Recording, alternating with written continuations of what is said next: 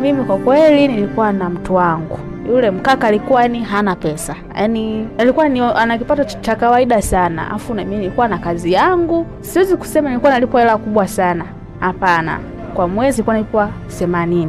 Basi kwa kuwa alikuwa na maisha magumu, mimi kila nikipokea hela namsaidia, tunasaidizana. Yeye alichokuja kunifanyia yule mkaka kwa kweli niliumia. Kuna siku moja bana nilienda nyumbani kama kawaida, nyumbani kwake kama kawaida bila kumpa taarifa, kwa sababu nilikuwa najijua niko mwenyewe.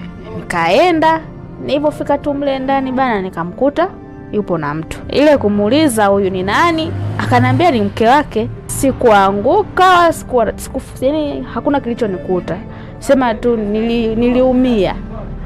Niliumia sana kwa kile ambacho nilikiona, kwa sababu nilimwamini, nilishindwa kusaidia familia yangu, nikamsaidia yeye. Kumbe alikuwa na mwanamke mwingine na amezaa naye mtoto. Sikuwa na namna. Hapana, sipo naye.